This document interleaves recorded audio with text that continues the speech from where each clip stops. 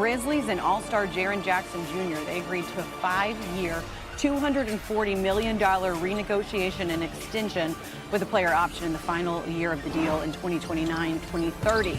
Dallas using the taxpayer mid-level exemption to sign D'Angelo Russell to a 2-year deal, including a player option. Russell is expected to fill in for Kyrie Irving while the All-Star recovers from a torn ACL. Alexander Walker also agreed to a 4-year deal with the Hawks, one of 5 players to play all 82 games. In each of the last 2 seasons, he had a career high in points, rebounds, and assists last season. And then the Nets, they're trading Cam Johnson to Denver for Michael Porter Jr., the Nuggets 2023 first-round pick. The trade creates significant cap flexibility for Denver, opening up the non-taxpayer mid-level exception for use. Meanwhile, time now, as promised, to welcome in our insider, Shams Charania, here with us, who has been breaking up and breaking these deals nonstop all day. So, Shams, let's start right there with what I just talked about, the Nuggets. They've won the title the last 3 years, but you saw what they did today, making a bold move to go out and remake their roster. Tell us more about this move and why they did it. This is a major shakeup for the Denver Nuggets. We've seen Michael Porter Jr., he's been the mainstay there with Nikola Jokic, with the rest of that group, but he is now out, and they've traded him to Brooklyn with an unprotected first-round pick. For the Nuggets side, I'm told this was meant to be a fresh start for not only Michael Porter Jr., but them as well. They felt like they needed a jolt at that position.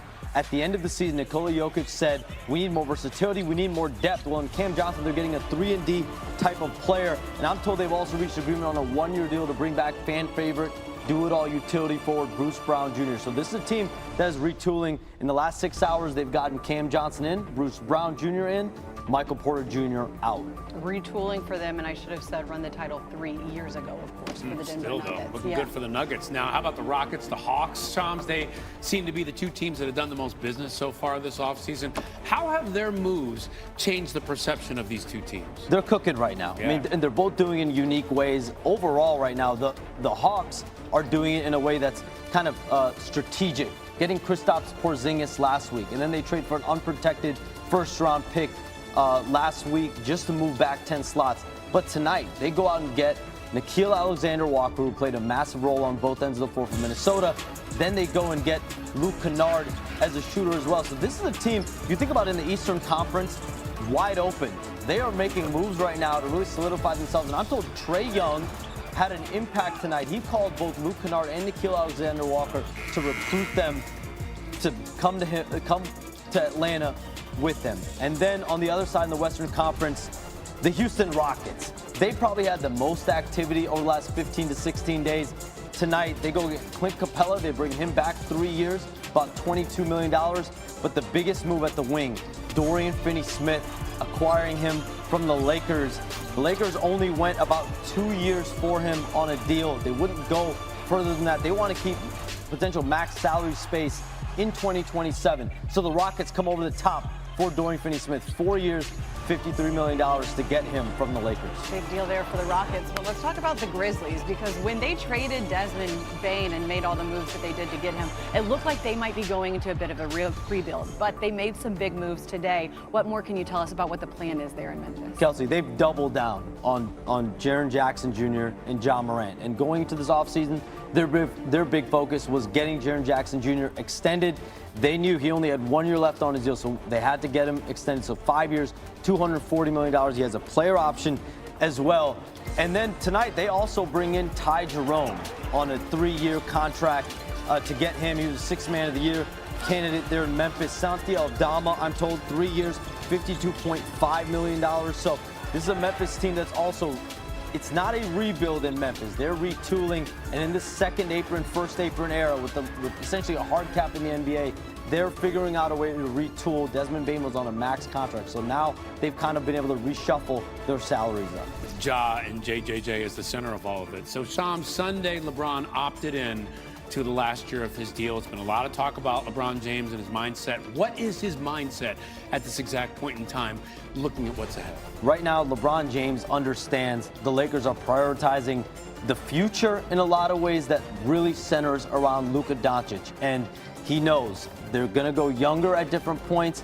They are really prioritizing 2-year contracts right now. They want to have max salary space in 2027. But for his part, at this point in his career, at his age, at 40 years old, going on 41, he wants to compete for a championship, wherever that may be, in Los Angeles, or there are conversations to be had at another point.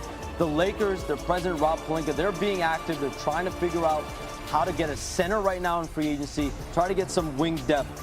LeBron James is very closely evaluating essentially how this goes with the Lakers and where he would want his career to be as he winds down, whether he has 1 year left, 2 years left, or 3 years left. What we're seeing right now is essentially a moment of truth between LeBron James and the Lakers.